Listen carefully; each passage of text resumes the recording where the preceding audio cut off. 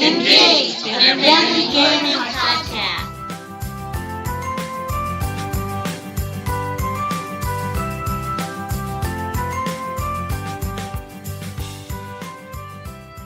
Hello everyone and welcome to Engage, a family gaming podcast. This is episode 111. Engage, a family gaming podcast is the official video game and board game podcast of EngageFamilyGaming.com. That is a website on the internet where parents like myself and all of my co-hosts come together to give you the information that you need to get your family game on. This is a special week. You might notice for the second time in 3 weeks, I am driving in an automobile, but this time I am driving back with Linda from PAX Unplugged. That is the new Penny Arcade Expo convention type thing, but this time it's unplugged, meaning there were no video games. Actually, they said there were going to be no video games. That was a lie. There was one. But it's fine. I'll allow it. This was focused almost entirely on board games. It was insane. We played a lot of crazy stuff. We were there. We actually worked a booth a little bit to help get ourselves some access. So we actually worked with the folks over at Restoration Games. So shout out to them for helping us get access. So I thought we would start, Linda, by going around the horn and talking about the games that we played full demos of. Because our MO in general is, we really fully play very few games. We really try and spread ourselves out as thin as we can, kind of see what's going on. And we obviously were only there for a couple of days. So I think you and I fully played maybe a handful of games each. And then we got a taste of a bunch more. So let's go around the horn first and talk about the games that we fully played. How's that sound? That sounds fantastic. So why don't you start, because I'm going to go on and on and on and on and on about stuffed fables for what will feel like an hour. So why don't you get yours done? So let's talk about what you got. Sounds good. So the first one that I did a full demo on is a game called Castles of Caladale. And in this game, the premise is that there's a bunch of different castles from different creatures, so different styles, and they have been destroyed through some tragedy, and now they are being rebuilt, but it's a mashup of the different elements of the different castles. So, for example, I was playing the fairy, so that was my starting place was a tree base, but I was mashing together pieces of stone and pieces of wood and pieces of tree and refined wood and all of these different elements to come together to build a new castle. And based on the different elements you put in and how far you can complete it before you run out of tiles. I forgot to say this is a tile laying game. So when you run out of tiles, the game is over, and then you get points based on the elements that you put into your castle. And if there's voids in it, you get subtracted. You get points subtracted. And there's some bonuses with flags at the top. If you get the tops on the different structures, there's bonuses for that. So that was a lot of fun. I played this. It was a 2-player game that we played. You can play up to 4 players, and that was really fun. And who made that? That's Renegade Game Studio that makes Castles of Caladale. Okay, and the second one I did a full demo of was a super cute game that is actually rated for ages 3 and up, which you don't see very many games that are scaled down quite that low. That one was Gimme Gimme Guinea Pig, and in that game it is super cute. There's there's 4 different animals, and you get dealt a set of 7 cards, and what you're trying to do is get all 7 of that animal. So there's only 7 of each animal, and instead of a draw pile, literally you just spread the cards face down onto the table and start drawing. Just pick up discard a card, pick up a card, discard a card, pick up a card to try to make this set.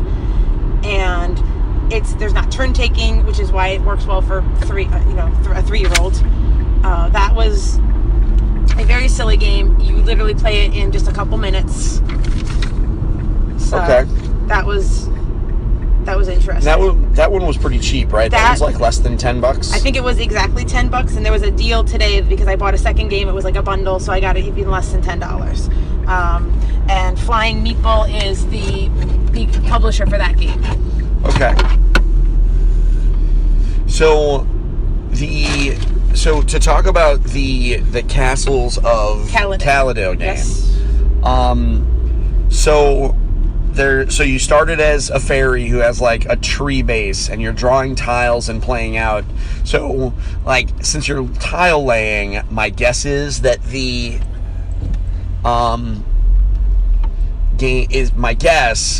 that some of these castles get a little crazy. That is an understatement. It's such a mashup because you're getting elements from essentially 4 different styles of structure, and on each tile some of them are whole pieces from one structure, some of them are a combination, and you have to match the like pieces. So if you have, like, I had to start, my base was the tree because I picked the fairy as my character. So you picked the fairy, so that means you were trying to build a tree, so you were trying to connect pieces that worked with that? So I had to start with tree. But once I got up past just the base, it was, I had some stone elements, and I had there's like the actual like refined wood, like cut wood. Okay. And, from a regular house. So it's different pieces that come together, and the really nice element of this is you start building your structure, but as you go through, you can actually rearrange. So, you're remaking this as you're going, and so your final structure may be very different than what you started as, even though you're using the same tiles. Okay. It's able to remake it.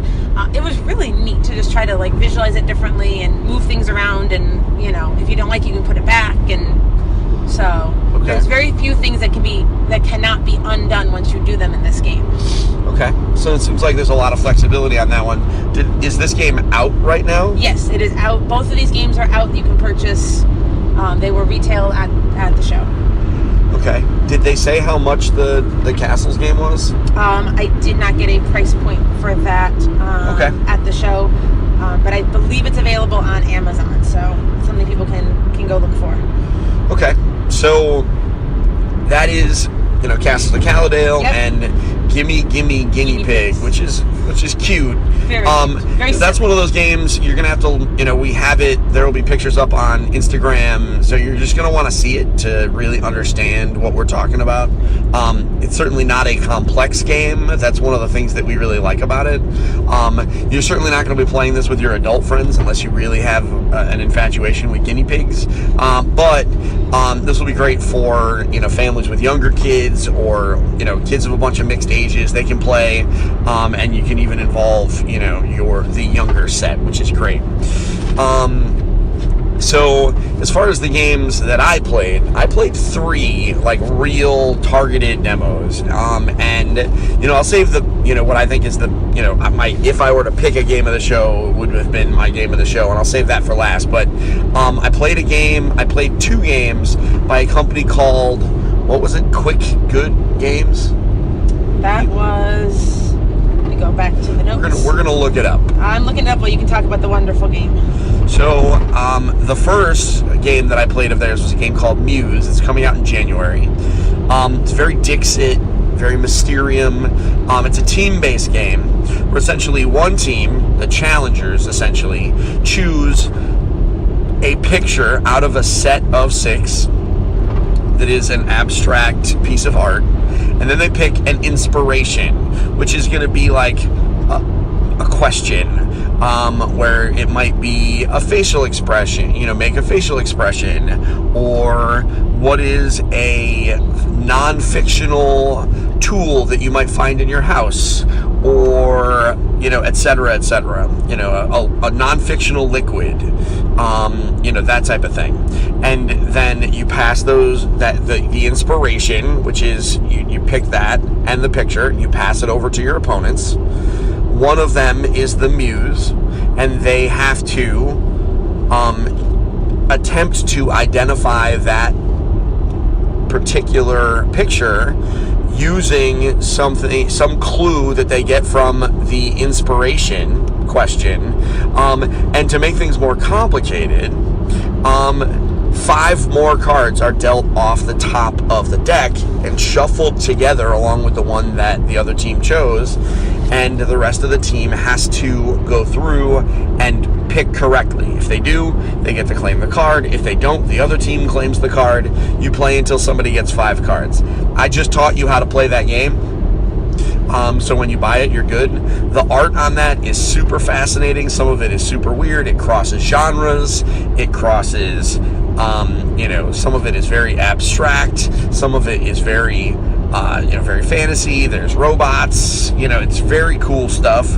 And they are similar enough in some respects that if you say, if the non-fictional liquid you use is water, because the picture you're choosing has like a lake in it, there will probably be multiple pictures that come up that have water in them. So it's going to be very difficult. You want to be as specific as you can, because otherwise it could be too broad. So that's Muse. That's coming out in January. And the company on that is Quick, Simple, Fun Games. Quick, Simple, Fun Games. It's a pretty straightforward experience. That game is a lot of fun, especially in groups. You definitely want... This is one of those ones where you could have a dozen people playing it. It scales to 100 people. It's really just a matter of how many people you want to have involved and how many of them want to be the Muse. And you can just keep playing. It's a very fun game. I played it with a bunch of strangers. It was very entertaining. Another game that I played by the exact same company is a game called Bubbly Pop, which sounds real dumb, I'm not gonna lie, but Bubbly Pop is a game that essentially is a 2-player board game version of like Puyo Puyo, which we've talked about on our video game podcast. Basically, it is a match 3 game that is all kind of made into a board game. And so what you are doing is on your turn, you can, there are the orbs that are in the sky. You can move, you can swap them.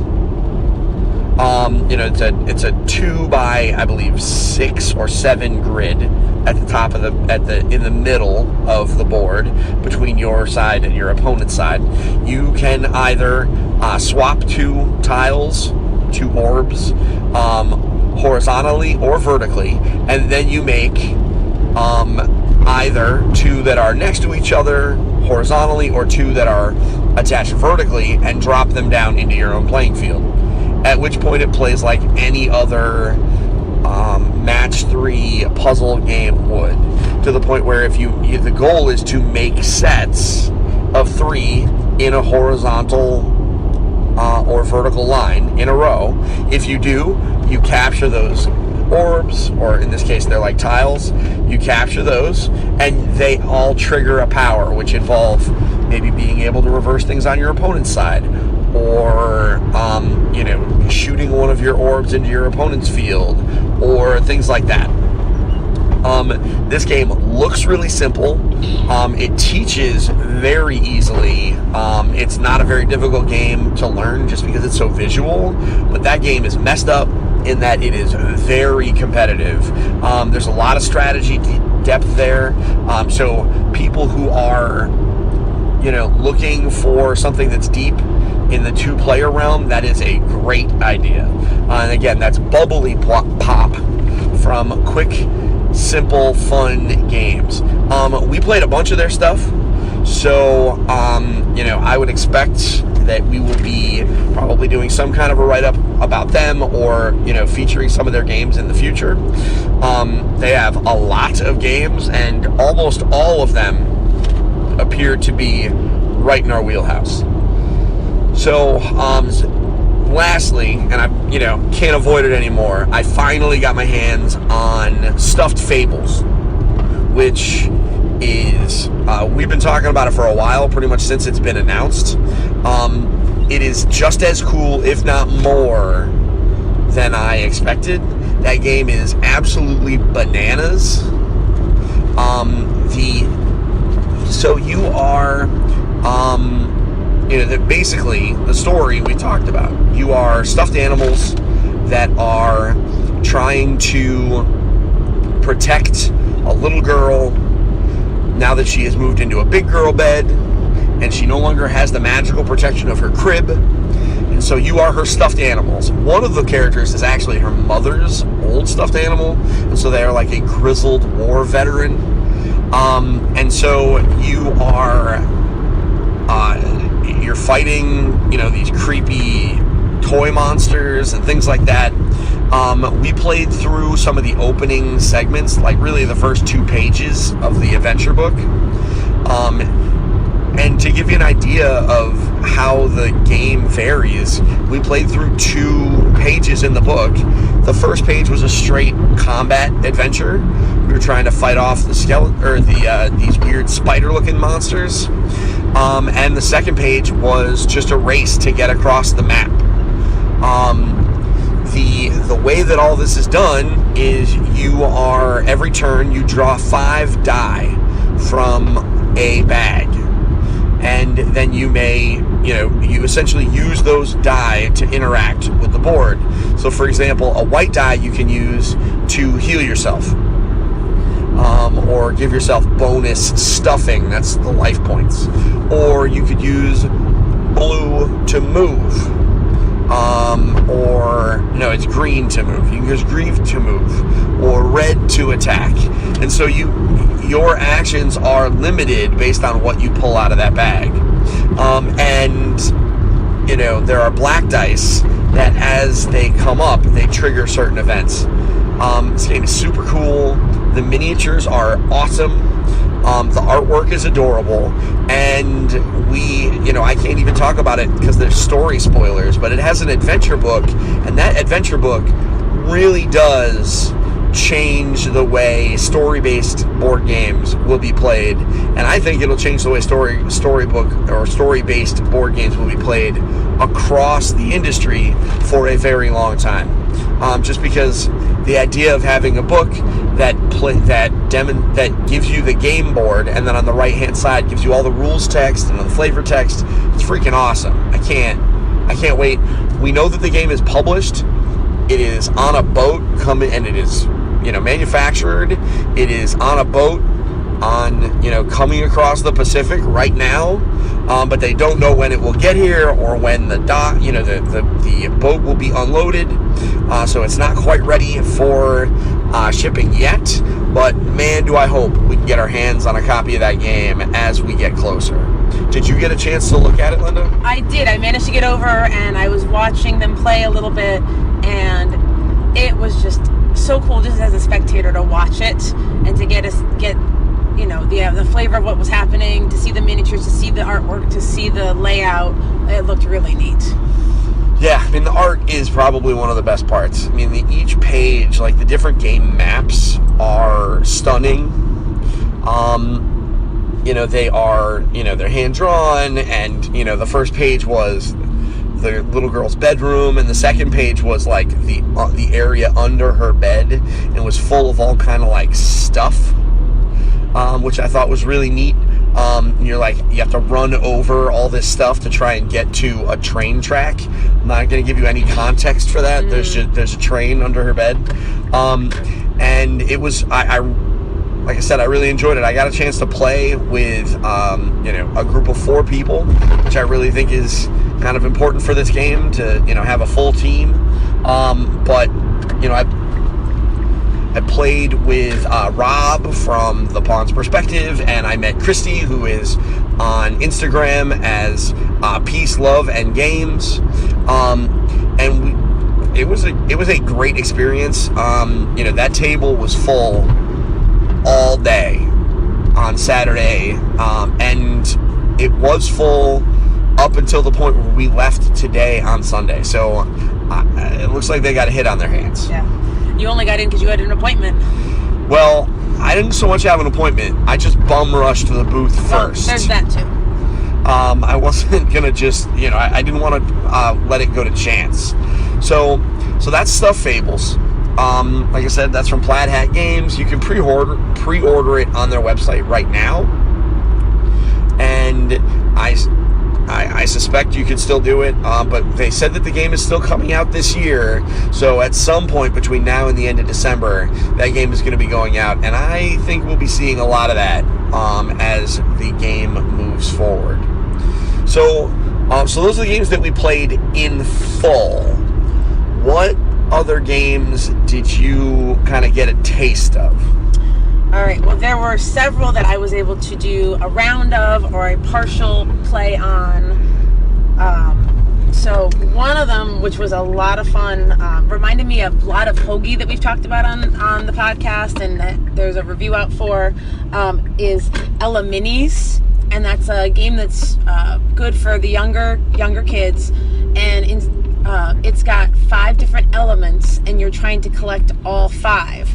And you get dealt out 5 cards. Well, you don't necessarily have all what you need, obviously. So you're trying to trade in different ones. There's different mechanics and different special cards that allow you to trade, recycle, all kinds of different things to try to acquire the elements you need, or to foil your opponent and give them an element they don't need. And there's a couple other things besides just elements in this deck. There's also stars, which are like a wild card. There's trash, which blocks your space, and you have a space now that you don't have anything that counts towards your 5 elements. So very simple game, very easy to learn. We did just like one round of that just to get the flavor of it. But that's a game that, you know, if I had more time, I could have played it in full very easily. Very, very fast to learn. Perfect for the little guys. Okay. So, did you want me to do another one, or did you want to talk about one of yours? What else? All right. What else did you have? So another one from Quick, Simple, Fun Games. I played most of a round of Celestia, which is you're passengers or a captain on an airship, and you're moving to different locations, and the further down the path you go, the higher the points go, and you take turns being the captain or the passenger, and you can choose to stay on the airship as there's obstacles that you encounter, or you can choose to get off, and if you get off, you pick up a card that gives you points. But if the captain successfully defeats the obstacles, the ship moves on and you're left behind, so you can't gain any more points that round. And if the ship crashes, it goes back to the starting line. And so in the partial game that I played, I think the airship got reset 7 times. Okay. So it's something that happens very, very frequently. Okay. And so you're collecting points, and the first person to 50 points is the winner. So. Okay. Cool. I mean, I like the art on that. The art was very cool. And that game's out right now? Yes. Okay. And it's called what? Celestia. Okay. So Celestia. That is Celestia. Correct. Okay. Cool. Yeah, that had a nice steampunk flavor to it. Yeah. Okay. Very pretty. So what else did you see? So I saw 2 games from the same publisher. I'm pulling up the publisher's name right now. One was Shiba Inu's House. Okay. And the other one was Doggy Go. Doggy Go, right? Doggy Go, yep. So they are by Renegade Games. And, yeah, Doggy Go and Shiba Inu's House. So Shiba Inu's House is a card-based game. You have these absolutely cute little corgis. And so you're trying to, you draw a card, and based on what the card has on it for a picture, you then use your cards to replicate the picture. But it's a little more complicated than that. So you start with trying to match like the image of the dog, and there's different positions the dog's in, different ways it's depicted, and then it's on top of a dog house, and you've got to use the cards to then build the dog house. But each side of the card, each straight edge, has a different component of a picture. So you may have the dog houses, if there's more than one, might not be in a straight line. They might be like all kind of mashed up, but as long as you get a complete house, it counts. So that was really cute. Anyone that loves dogs, or corgis in particular, this is like a must-have. The artwork is so cute and bright graphic. That was super cute. And the Doggy Go, that one, similar premise. You're trying to match the picture. This one is tiles though. So it's like there's cards, and there's like these little, I don't know, tiles isn't really the word, these little cardboard dog images. So there are 3 cards put out that have a picture on them. In your hand, you've got different elements that can be in the pictures, like a swing, the little base you might see in the circus, a ball, things like that. And then there are 7 little dog characters. Okay.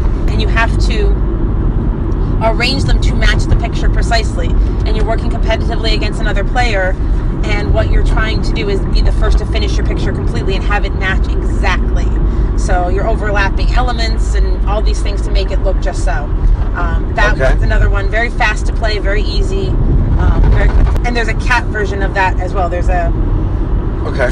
So they've got a couple of these similar themes. Okay.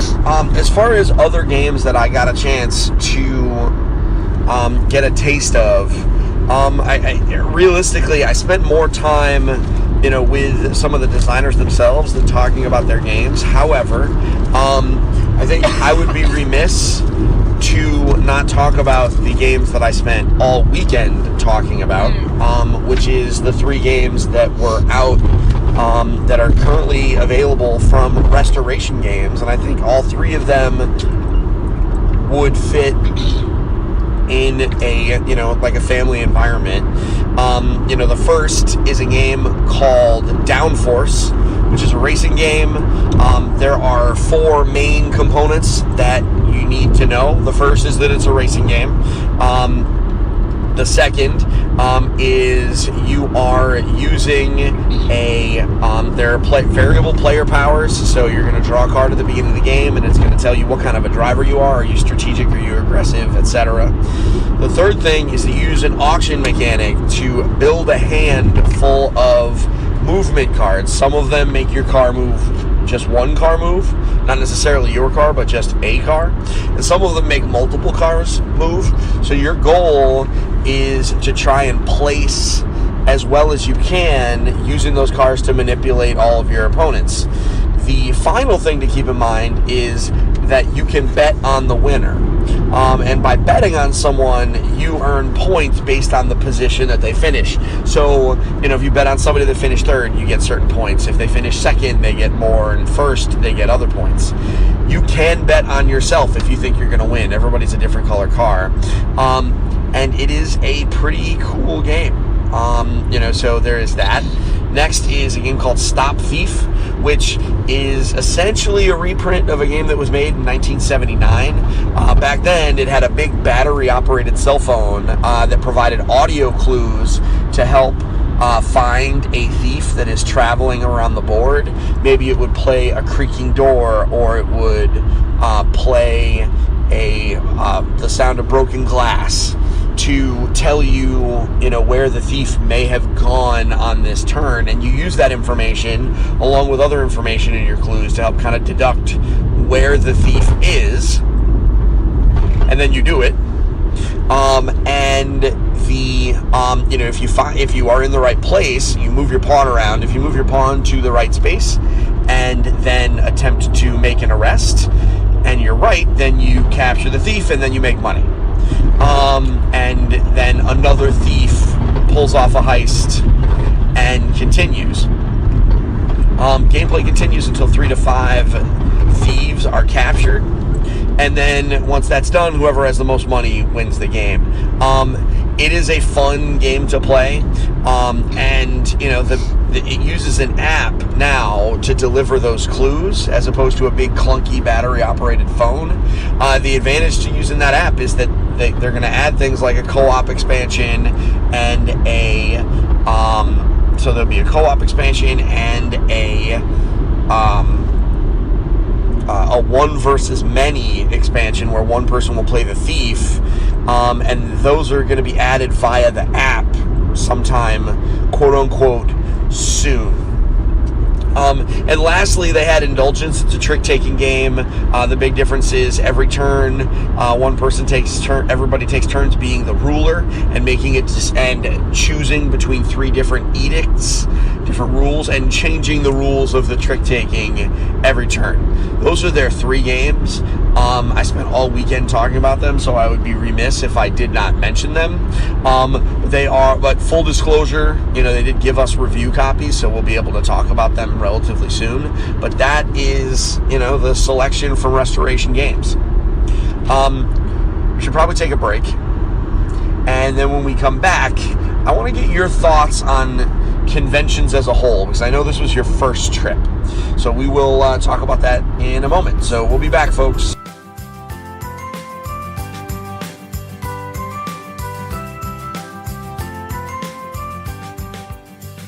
All right, everybody, thank you very much for your patience. Welcome back to Engage, a family gaming podcast. This is still episode 111. I am still Steven.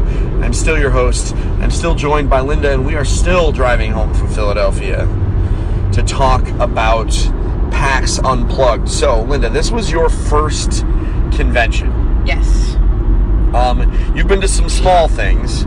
You went to the Connecticut Festival of Independent Games and the Boston Festival of Independent Games. My understanding is that neither of them did a very good job of preparing you for what we saw. This was definitely the next step.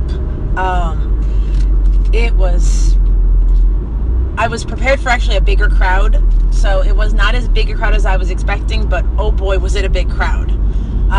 So, lots of people. The area was huge that we were in. Just the area that we were primarily in where the games were for sale, and that there were, you could talk to the designers, talk to the different people about the games. That section was really large, and that wasn't even counting other areas of the convention. Sure. So just the scale of it was daunting. Yeah, I mean, I still remember, when we walked into the exhibit hall the first time and showed you around, and I was like, this is what this stuff is, man, which it's not very new to me, because I've seen stuff like this, right. Because I've been doing this for 4 years, but it was interesting going to my first PAX Unplugged with someone that had never been to a convention at all. Right. So we don't have official attendance numbers, but we do know that we only went for 2 days. We went Saturday and Sunday. We know that Saturday was the only day that was completely sold out. That was completely sold out. Yep. So it was wall-to-wall people, and man, when the show floor ended. Oh my goodness, the wave of people. The wave of people that moved over to the board game free play area, which is always busy, but this was like everyone moved over and started playing more games. Yes. So what did you have any good or bad experiences just with the convention experience in general this time, or was it kind of neutral? I have to say I had a very positive experience. I was pleasantly surprised at how nice and friendly and polite everybody was. Yep. Because it was bodies pressed everywhere, lots and lots of people, I got bumped into repeatedly. Yeah. And pretty much every time the person would turn around and say, "Oh, I'm sorry," or "Excuse me," or it was just very friendly. Which is impressive considering we were in Philadelphia. So, I was just really, really impressed with the tone of the whole convention. Everybody seemed to be in a very good mood. Super friendly, super nice. If anyone needed something, people were helping out. I actually got into an awful coughing fit this afternoon because I'm getting over a cold, and people were getting me water and making sure I was okay, and just going out of their way to be nice. Yeah. So I was just blown away by that. I agree. I mean, this was a real positive experience. I think a lot of people came and didn't really know what to expect from this. Mm-hmm. There were a lot of Pennsylvania area people that did not know what a PAX was, mm-hmm. Because the closest PAX to them is in Boston, and the reality is that's not a super accessible area for people that don't know about it and don't necessarily think about themselves as quote-unquote gamers. I talked to a lot of, because Sunday specifically was a family day, I talked to a number of parents who were just there with their kids because it was something to do, and man, were they a little overwhelmed because there were a lot of options. I particularly enjoyed, since this was our first year at this convention hall, talking to the staff members who didn't know anything about board games. And so the lady that ran the soda booth took her lunch and walked around to some of the exhibitors' tables and thought the stuff that they brought out was the coolest thing. She was just ready to get down with some of those games. So I thought that was really neat too. Yeah, it's opening it up to a new audience. Yeah, or just exposing itself to a group of people that maybe won't ever play those games, but now won't think of maybe that will hurt some of the stereotypes. Give it a little bit more time since we're past them, or at least some of them. So, like I said, we don't have attendance numbers, and my assumption is that they did well. Saturday was very crowded. Sunday was very crowded. Looks like a lot of people were there for demoing games as opposed to selling in them and buying them. And you know what? I'm kind of okay with that.